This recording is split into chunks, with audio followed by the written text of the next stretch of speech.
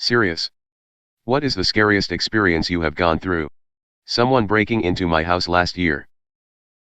It was really early in the pandemic and my wife was in the bedroom asleep. I was in the living room with headphones on playing video games with some friends while my son was asleep in his little john next to me. Was maybe 8 p.m. Basically I stood up and took my headphones off. And turned around just in time to see this fucking guy in a bright red ski mask, which is way scarier than black it turns out, opening up the doors into the living room dining room area I'm in. Nearly shit myself. He pauses, I'm like, frozen for a second but then stammer out get the fuck out of my house and he just lunges at me. Like, he wasn't armed, he wasn't bigger than me, I think he just panicked and thought he could knock me down and run, or worse. But it turns out when someone breaks into your house and your entire family is home and your child is now crying while you fight a tweaker in your living room, some really primal shit kicks in.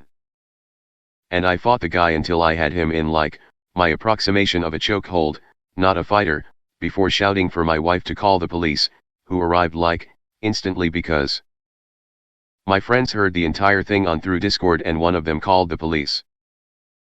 Was over in under 5 minutes but I couldn't use headphones anymore while I gamed in that room, we've since moved, I don't like having my back to doors. And I had to get a few stitches on my hand from how I fell. My mom was in ICU for a month when I was 18. She'd come out of ICU and been moved to a regular room and she seemed to be getting better. I had a scholarship to college and she told me to go. I did and I didn't want to go. This was my one shot, you know? But I wanted to stay and be there for her, but she told me to go, so I did. Second day of classes I got a call at 5 a.m. She'd arrested. She had no living will so they brought her back and she was on life support but had no brain activity. I had to sign the papers to turn off the machines. I was 18 and she was my only family. I'm 51 now and I'm tearing up as I write this. I killed my mother.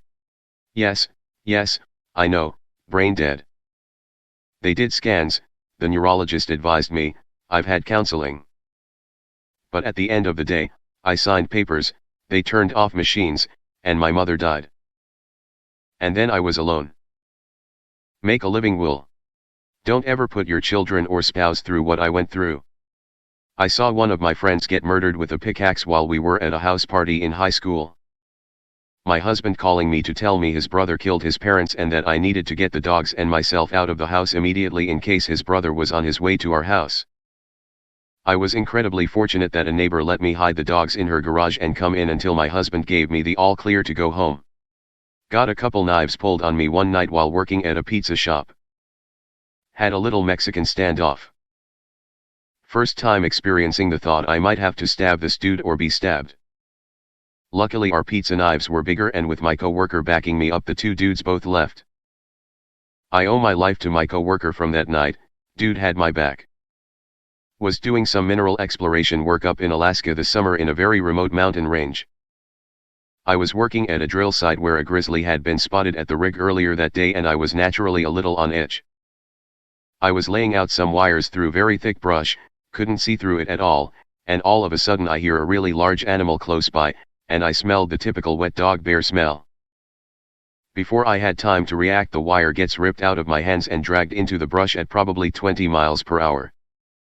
I'm freaking out trying to reach my gun and this massive bull caribou just pops his head out and looks me over, then walks away lol.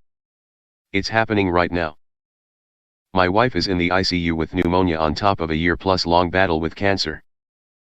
Sedated, on a ventilator and barely clinging to life, her heart could just give out at any time and that's it. I'm literally sitting in her room all night fully expecting to lose her sometime tonight or in the next couple days.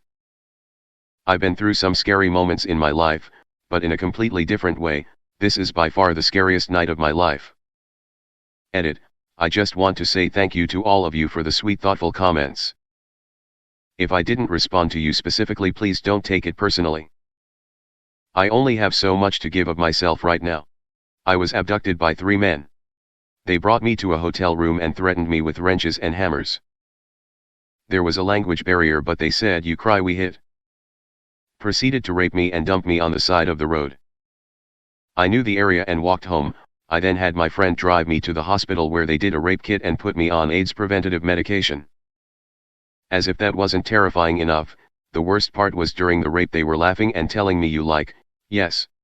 I got caught in a rock slide and fell off a cliff while backpacking. Early spring, things were starting to melt, we were hiking on a ridge and looking for a way down the side, maybe a 60-70 degree loose scree slope, to a stream about 500 feet below. I was in the lead, heading down at an angle, rocks kicked out from under my feet, and I fell backwards onto my butt. All of a sudden, the entire slope around me began to move en masse, like an island of broken up rocks with me sitting in the middle. I rode it down the hill, bouncing off stuff and trying to stop myself and dig in, but no luck, just picking up speed. At the bottom, the hill dropped off to a 40 feet cliff and I was launched off with the slide. I landed in a pile of debris and loose stuff that previously came down, including a lot of loose snow, which mostly absorbed the energy. I was mostly okay, muddy, lots of scratches and bruises, a separated shoulder and broken tailbone, but I was able to walk out.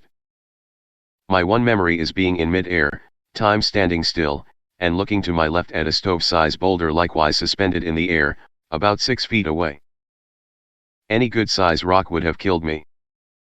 When I was a teenager I had an irregular heart rhythm, and required a medication called adenosine. Adenosine is usually given via infusion just once or twice, in hospital under careful monitoring, and the side effects include an impending sense of doom. This side effect relates to your heartbeat temporarily stopping. This fires signals to your brain, telling you it's time to panic. Or you've reached the end.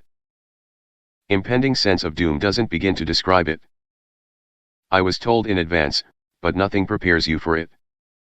I went from sitting on the hospital bed, just finished a sandwich and thinking about my year 11 exam, to suddenly being certain that I was going to die here. I've never felt so sure of anything I couldn't move or speak, and my mind suddenly raced very fast, to the extent I couldn't keep up with my own thoughts. It was similar to what you hear about your life flashing before your eyes. My brain was drowning, and telling me to find more oxygen even though I was breathing fine. I was suddenly sure this was a nightmare, that this hospital was fake and all the doctors and nurses were actors, and I was poisoned. Then it was over in seconds. I haven't had a single heart problem since. Driving home late at night with my friends, we live in the middle of nowhere, WV, we're all exhausted so I'm just taking it slow as we chat. We pull off the highway and hear a scream from out in the woods. That's not totally uncommon BC forest people be wildin', so I just rolled up the windows and carried on. The fog got really thick so I had to squint to see. As we get close to the house, my pal PD yells and points out his window, and we all look at the ditch next to us. I swear to God, there was a deer that had been ripped apart and its organs were strung for like 20 feet. Naturally, I slammed the gas and we almost fell over each other getting in the house.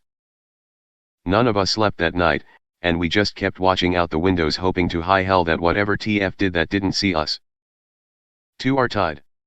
Being shot when our neighbor's gun accidentally discharged and the bullet came through the shared wall, severing an electrical line, barely missed my head, glanced off my chest, and landed on the other side of the room.